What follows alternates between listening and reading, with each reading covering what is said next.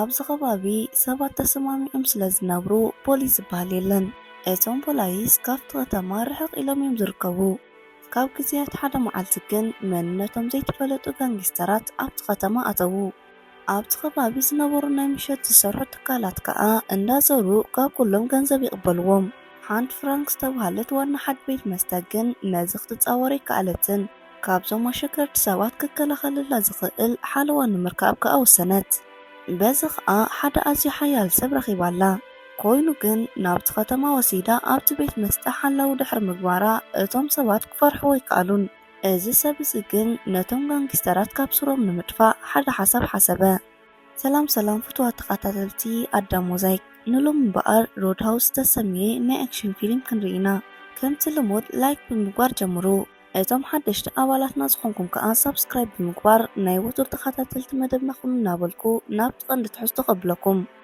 እቲ ፊልም ክጅምር ኣብ ሞንታን ዝርከብ ካብ ሕጊ ወፃኢ ኣብ ዝካየደሉ ናይ መኸተብ ውሽጢ ቦታ እዩ። ፍራንክ ዝተባሃለት መንእሰይ ጓል ከዓ ካብቶም ተወዳደርቲ ካርተር ዝበሃል ስዒሩ ካብቲ ውድድር ክሳብ ዝወፅእ ትፅበይ ነበረት።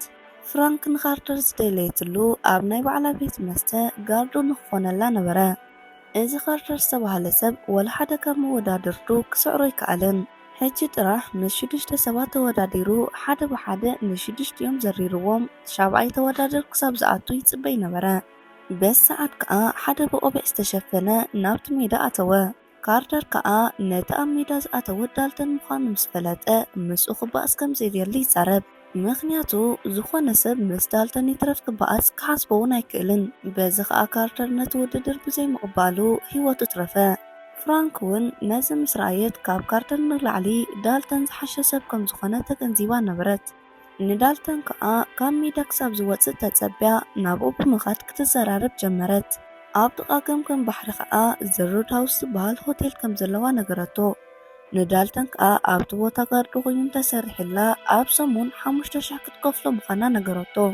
ኮይኑ ግን ዳልተን ብዝነበሮ ሂወት ሕጉስ ስለ ዝኾነ ምስኣ ንምኻድ ኣይተሰማምዐን። ፍራንክ እውን 5,000 ብዙሕ ገንዘብ ምዃኑ ስለትርዳእ ሓሳቡን ተለዊጡ ክድውለላ ነጊራቶ ኸደት። ነሱ ከዓ ቁፅሪ ቴሌፎና ድሕሪ ምቕባሉ ናብ መንገዲ ባቡር ከደ። ዳልተን ዋላ እውን ኣብ ሂወተይ ሕጉስ ይብል ዳ እምበር ተስፋ ግን ቆሪፅ ነበረ። ኣብዚ ቦታ ዝመፀሉ ነብሰ ቅትለት ክፍፅም ነበረ። መኪኑ ኣብቲ ማእኸል መንገዲ ባቡር ጠጠው ኣቢሉ ነታ ባቡር ክሳብ ትመፅእ ይፅበ ነበረ። ኮይኑ ግን ኣብ መንጎ ሓደ ሓሳብ መፀሉ። እቲ ፍራንክ ዘምፃትሉ ዕድል ስራሕ ክፍትኖ እሞ እንተዘይኮይኑሉ ብድሕሪዚ ንነብሱ ባዕሉ ክሕልፍ ነበረ። በዚ ከዓ ብኣውቶቡስ ነዊሕ መንገዲ ድሕሪ ምጓዓዙ ናብ በዓል ፍራንክ ከተማ በፅሐ። ኣብቲ ከተማ ውሽጢ ከዓ ሓንቲ ቻርሊ ዝተባሃለት ምስ ኣቦኣ መፅሓፍቲ ትሸይጥ ንእሽተይ ጓል ረኸበ። ቻርሊ ንዳልተን መፅሓፍቲ ንክገዝእ ናብ ድኳኖም ጋበዘቶ። በዚ ሰዓት ስቲቭ ዝተባሃለ ኣቦ ቻርሊ መፀ። ስቲቨን ንጓሉ ዘዕበየ ብዝያደ ኮይኑ ንዓኣ ንምዕባይ ከዓ ነቲ ቤት መፅሓፍቲ ከፊትዎ ነበረ። ዳልተን ከዓ ዝተወሰነ መፅሓፍ ድሕሪ ምግዝኡ ሮድሃውስ ዝተባሃለ ሆቴል ኣበይ ከም ዝርከብ ይሓቶም። ስቲቨን ሬድ ሃውስ ቤን ከም ዝርከብ ምስ ነገሮ ከዓ ጉዕዝኡ ናብኡ ቅንዐ። ዳልተን ከዓ ድሕሪ ዝተወሰነ መንገዲ ነቲ ሮድሃውስ ዝተባሃለ ሆቴል ረኸቦ። ኣብቲ ሆቴል ላውራ ትበሃል ሻ ተፍልሕ ነበረት። ካልእ ቢል ዝበሃል ወይተር እውን ኣሎ። ቢል መንነት ናይ ዳልተን ይፈልጥ ነበረ። ዳልተን ቅድሚ ሕጂ ፍሉጥ ተጓሳጣይ ነበረ። ቢል ከዓ ንዳልተን ቅድሚ ሕጂ ክትወዳደር ርኢካ ነይረ ብጣዕሚ የፅድንቐካ ብሎ። ዳልተን ከምዚ ዓይነት ኣድንቖት ንመወዳእታ ግዜ ዝሰምዖ ቅድሚ 5 ዓመት ነበረ። ባዕሉ ካብ ጉስቲ ዓለም ድሕሪ ምውፅኡ ወላ ሓደ ሰብ ኣድኒቕዎ ኣይፈልጥን። ናብዚ ቦታ ምምፅኡ ከዓ ቁኑዕ ምርጭው ከም ዝኾነ ይስምዖ። ዳልተን ሙሉእ መዓልቲ ናይ ላውራ ቡን እንዳሰተየ የሕልፎ። ናቱ ስራሕ ምሸት ስለ ዝኾነ ኣብዚ ጣዕሙ ኣጋጣሚ ሰባት ክዘናግዑን እናዘረ ነቲ ቀፅሪ ይዕዘቦ። በዚ ሰዓት እቶም ሰብ ዝርብሹ ጋንጊስተራት ይመፁ። ናቶም መራሒ ዴል ይበሃል። ዴል ኣብቲ ቦታ ንብረት ይሰብርን ኣዋልዱ እናሓዘ የጨንቐን ነበረ። ቢል ከዓ ኣብ መንጎኦምን ኣብ መንጎ ዳልተንን ባእሲ ከይፍጠር ስለ ዝሰግአ ንክኸዱ ይልምኖም። ኮይኑ ግን ብሰላም ነቲ ቦታ ክገድፍዎ ስለ ዘይከኣሉ ዳልተን ናብኦም ገፁ ይመፅእ። ንዴል ከዓ ኣብቲ ቦታ ምርባሽ ትርጉም ኣልቦ ምዃኑን እንተደሊ ግን ኣብ ደገ ምስኡ ክዘራረብ ከም ዝኽእል ይነግሮ። በዚ ሰዓት ከዓ ዴል ኣብቲ ባር ውሽጢ ዘለዎ ስራሕ ከም ዘይወድአን ምስ ወድአ ከዓ ናብ ደገ ከም ዝመፀን ይነግሮ። በዓል ዴል ኣብቲ በሪ ብሽም ክሳብ ዝመፁ ዳልተን ከዓ ኣብ ደገ ይፅበዮም ነበረ። ዴል ክሳብ ዛሕጂ ሰዓት ኣብቲ ከተማ ሙሉእ ወላ ሓደ ሰብ ተዛሪቦ ይፈልጥ ኣይነበረን። ሎሚ ግን ጠቕላላ ኣብቲ ከተማ ርእይዎ ብዘይፈልጥ ሰብ ብምንዓቑ ሓሪቑ ነበረ። ንዳልተን ከዓ ህይወቱ ንኸይስእን ዳግም ኣብ መንገዶም ንኸይጸንሕ ይነግሮ። በስ ሰዓት ዳልተን ናይቶም ስቕልካ ፈኸራ ስለ ዘጽልኦ ንኹሎም ኣብ መሬት ሰጢሑ ይቁጥቁጦም። ቀፂሉ ንኹሎም ድሕሪ ምህራሙ ገዲፍዎም ክኸይድ ስለ ዝኸበዶ ንኹሎም ናብ ሆስፒታል ይወስዶም። እዚ ዝገበሮ ግን ህራሙ ስለ ዝፈልጥን ካብ ዘለውዎ ኸማን ክትስኡ ስለ ዘይክሉን ነበረ። ንበዓል ዴል ናብ ሆስፒታል ምስ ኣብፅሖም ኤሊ ትበሃል ዶክተር ይረክብ። ኤሊ ብዳልተን ነገራት ዝተማረኸት ትመስል። ነዞም ኣገርገርዲ ኣብ መስመሮም ስለ ዘእተዎም እውን ኣመስገነቶ። እታ ዶክተር ብዳልተን ነቶም ዓዋሉ ቀጥቂጥዎም ቀፂሉ ብሓዘን መልክዕ ናብ ሆስፒታል ስለ ዘምፅኦም በዝተገሪማ ምስ ዳልተን ኣብ ፍቕሪ ወደቐት። ኤሊ ንዳልተን ናነኣደቱ ኸላ ሃንደበት ናቱ ቁስሊ ደም ክወፅእ ይጅምር። ናብ ውሽጢ እትያ ነቲ ቁስሊ ትሕክመሉ እሞ ናብ ገዝኡ ኸደ። ፍራንክ ዳልተን ስለ ዝገበረላ ጽቡቕ ነገር ንኹሉ መስከነቶ። ደሞዚ ሂባ ከዓ ሓንሳብ ዝባእሲ ስለ ዝጀመሮ ንበይና ገዲፍዋ ንኸይከይድ ቃል እተወቶ። በዚ ሰዓት ዳልተን ገዲፍዋ ከም ዘይከይድ ቃል ኣተወላ። ነቲ ስምቲ ሆቴል ንምንታይ ዘሮድ ሃውስ ከም ዝበለቶ ይሓታ። ፍራንክ ብወገና እቲ ሆቴል ናይ ኣኳ ከም ዝነበረ ነገረቶ።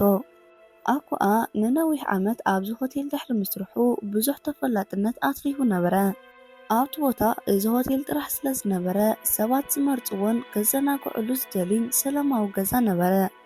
እቲ ዘሕዝን ግን ሓደ መዓልቲ እኳኣ ኣብ ሩባ ብዝነበሮ ሓረግፅ ተበሊዑ ሂወት ሰኣነ።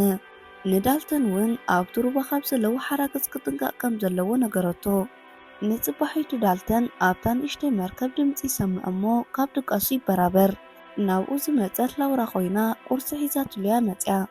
ነቲ ዘምፃቶ ቁርሲ ድሕሪ ምሃባ ከዓ ነቶም ዓዋሉ ስለ ዝቐጥቆጦም ኣመስገነቶ። ቀፂላ ምናልባት ንስኻ መፂኻ ተስፋ ተዘይትህበኒ ነርካ ነዚ ስራሕ ሙሉእ ንሙሉእ ክገድፎ ወሲነ እየ ነይረ በለቶ። እዞም ዓዋሉ ካብ ዝመፁ ትሒዙ ዝሰራሕናዮ ገንዘብ ኣብ ኢድና ንምእታው ከቢድና ነይሩ። በዚ ምኽንያት ዓመይ ፍራንክ ብዙሓት ሓለውቲ ኣምፂኣ ነበረት። ኮይኑ ግን ዋላ ሓደ ካብኣቶም ነቶም ዓዋሉ ጠጠው ከብሎም ኣይከኣለን። ንስኻ ግን ካብ ዝመፀኸሉ መዓልቲ ተስፋ ስለ ዝሃብካኒ ካብ ድር ሕጂ ነዚ ስራሕ ንምግዳፍ ሓሳብ የብለይን በለቶ። ዳልተን ቁርሲ በሊዑ ናብ ከተማ ምስ ወፀ ኩሉ ሰብ ብሽሙ እናፀውዐ ብኣኽብሮት ክጥምቶ ጀመረ። በዚ ድንግርግር ስለ ዝበሎ ናብ ፍራንክ ብምኻድ እንታይ ከም ዝተፈጠረ ይሓታ። ንሳ ከዓ ኣብቲ ከተማ ወረ ቀልጢፉ ከም ዝሰራጩ ነገረቶ። ኩሎም ሰባት ዘኽብርዎ ዘለዉ በቲ ናይ ትማሊ ዘጋጠመ ነገር ነበረ። ብኻልእ ትዕዝብትና ስናፕን ሞኢን ዝበሃሉ ጋንግስተራት ንዕዘብ። ናይ ኩሎም ሓላፊ ከዓ ቤን ይበሃል። ቤን ከዓ ኣብ ሮድ ሃውስ ዝተፈጠረ ነገር ኩሉ ይሰምዕ። ክሳብ ሕጂ ናቱ ግሩብ ወላ ሓደ ሰብ ደንጊፉሉ ኣይፈልጥን ነይሩ። ቤን ከዓ ብኦም ድኹም ስራሕ እዚ ነገር ከም ዝተኸሰተ ይዛረብ። በዚ ሰዓት ቪንስ ዝበሃል ካብቶም ኣባላቱ ኩሉ ነገር ባዕሉ ከም ዘዕርዮ ይዛረብ። ናይ ቪንስ ሓሳብ ናብቲ ዘሮድ ሃውስ ዝተባሃለ ሆቴል ብቐትሪ ምኻድ ነበረ። ምክንያቱ ከዓ ጋንጊስተራት ክመፁ ይኽእሉ እዮም ዝበሃል ምሸት ስለ ዝኾነ ቀትሪ ብዙሕ ኣለዋ የለን። ብሓደ ተኣኪቦም በዓል ቪንስ ናብቲ ቦታ ኸዱ። ብኻልእ ከዓ ቢል ነቶም ጋንጊስተራት ብምርኣዩ ንዳልተን ይነግሮ።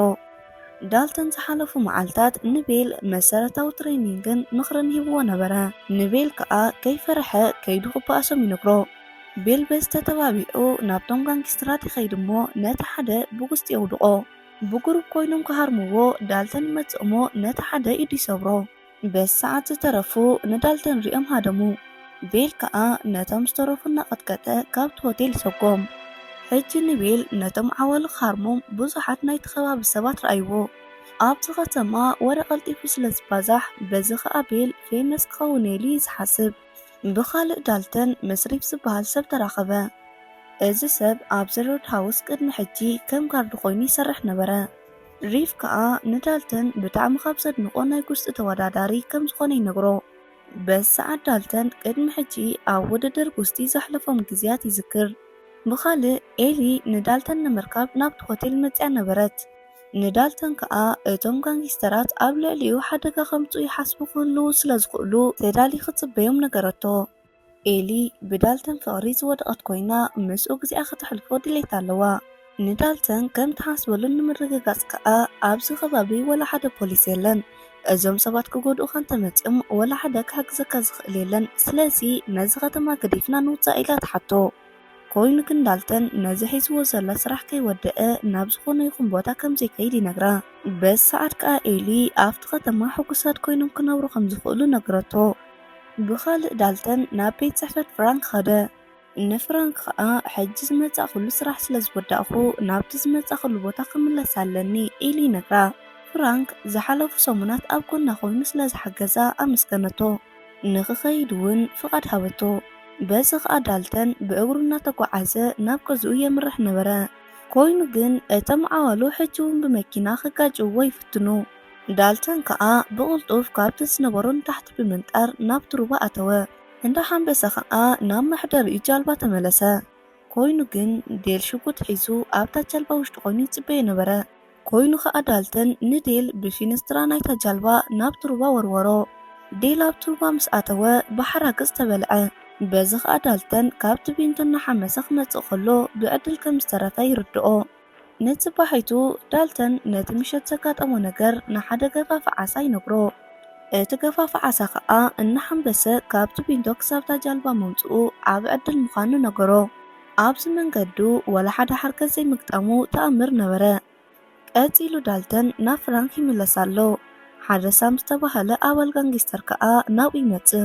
ሳም ከዓ ሓላፊኡ ኣብ መኪና ከም ዘሎን ከዘራርቦ ከም ዝደሊ ይነግሮ። ሕጂ ናይ ሳም ሓሳብ ብሽጉጥ ንዳልተን ኣፈራሪሑ ናብታ መኪና ክእትዎ ነበረ። ዳልተን ናብ ሳም ብምቕራብ ሓላፊኸ ከዘራርበን እንተደልዩ ይውረድ እሞ ናባይ ይምጻእ በሎ። በዚ ሰዓት ሳም ሽጉጥ ውፅኡ ከፈራርሖ ዝፈተነሉ እዋን ዳልተን ብሓንቲ ህራም ጥራሕ ንሳም ኣብ መሬት ዘርግሖ። ቀፂሉ ነሳም ምስ ዓርኩ ሓላፊኹም እንድሕር ዝደለየኒ ኮይኑ ኣብ ዘለኽዎ ቦታ ይምጻእ ኢልዎም ከደ። ፍራንክ ከዓ ዳልተን ተመሊሱ ምምጽኡ ኣገሪምዋ ነበረ። ምኽንያቱ ትማሊ ብለይቱ ካብታ ከተማ ክወፅእ ኢልዋ ስለ ዝነበረ ዘጋጠመ ነገር ኣይፈለጠትን። ዳልተን ከዓ እቲ ምሸት ዘጋጠሞን ሕጂ ናብኣ ክመጽእ ከሎ ዘጋጠሞን ይነግራ። ስለዚ ናብ ዝነበረሉ ቦታ ምምላስ ነብሰ ቀትለት ክፍጽም ተዘይኮይኑ ካልእ ዝገብሮ ይብለይን ኢሉ ኣብዚ ንኽጸንሕ ከም ዝወሰነ ይነግራ። እዚ ከምዚ ኢሉ ከሎ በዓል ሳም ናብ ቤን ብምኻድ ዳልተን ዝበሎምን ዝገበሮም ነገር ይነግሮ። ቤን ከዓ ብዳልተን ርእሰ ምትእማኑ ብጣዕሚ ሓሪቑ ነበረ። ናብ ፍሎሪዳ ዝርከብ ቤት ማእሰርቲ ናብ ሓደ ዓርቁ ይድውል።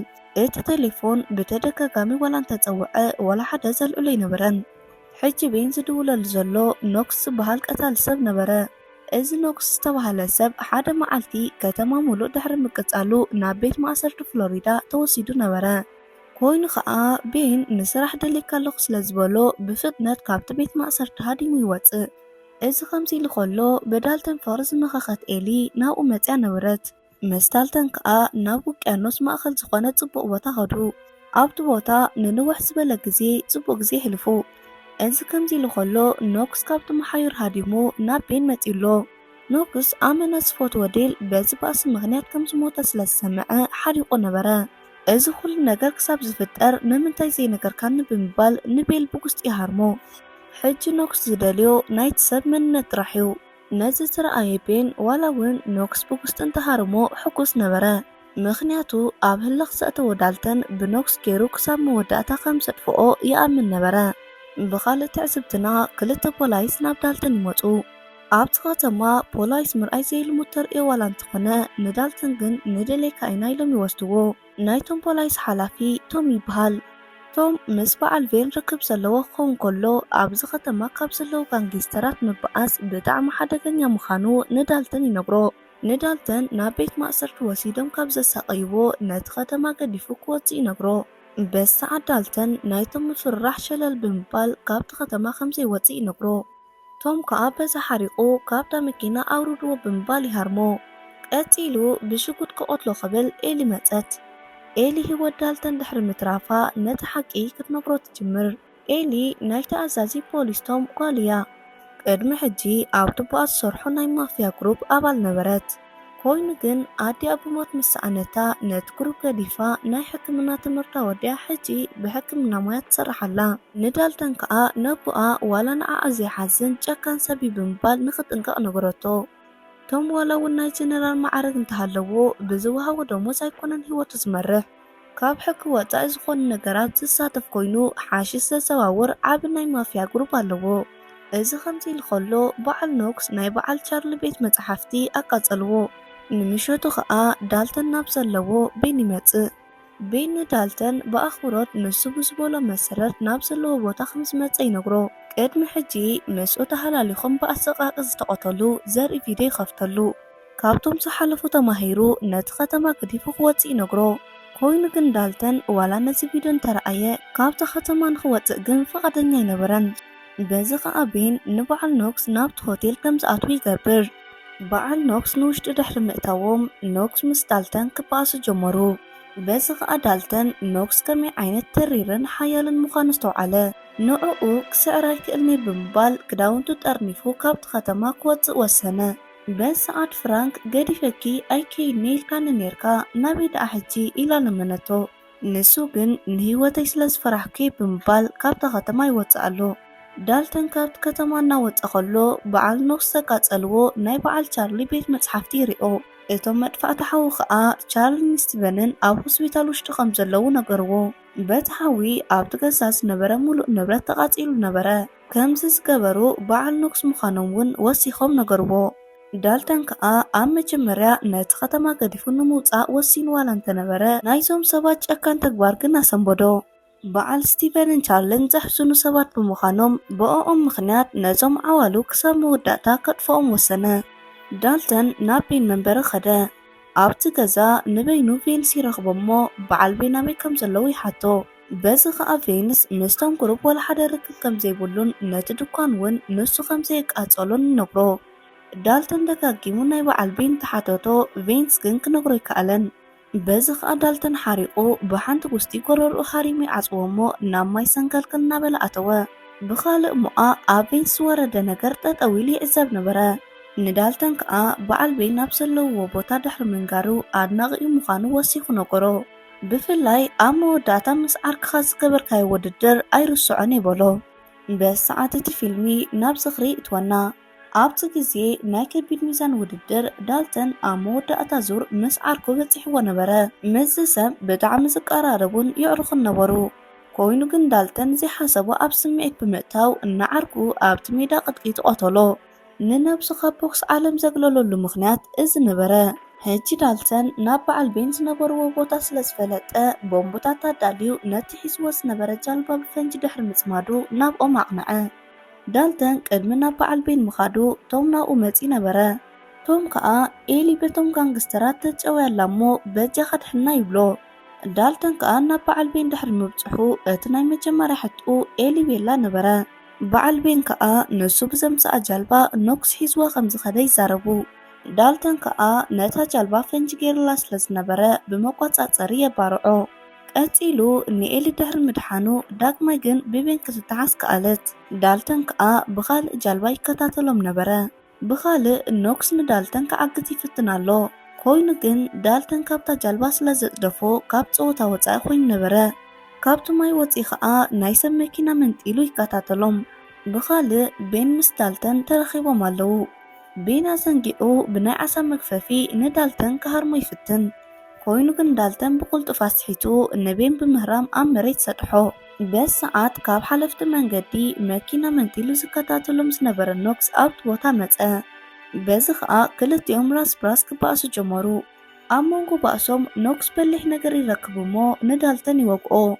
ቤን ከዓ ካብ ዝነበሮ ተሲኡ ንኖክስ ንዳልተን ንክቆትሎ ደጋጊሙ ይነግሮ።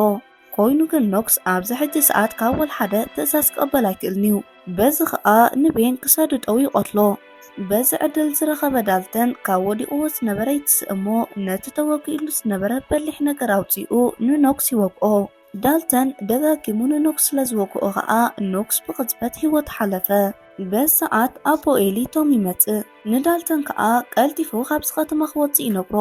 ነዚ ፈፂምዎ ዘሎ ከዓ በዓሉ ከም ዝሽፍነሉን ኤሊ ኣብ ቀረባ መዓልታት ናብኡ መፅያ ከም ዝምርዓዊ ይነግሮ። ዳልተን ከዓ ብናይቶም ሓሳብ ተሰማሚዑ ካብቲ ከተማ ቅድሚ ምውፅኡ ግን ንቻርሊ ይረኽባ። እቶም ጋንጊስተራት ብግፍዒ ዝኣክብዎ ገንዘብ ከዓ ንኣቦ ቻርሊ ስቲቨን ይሂቦ።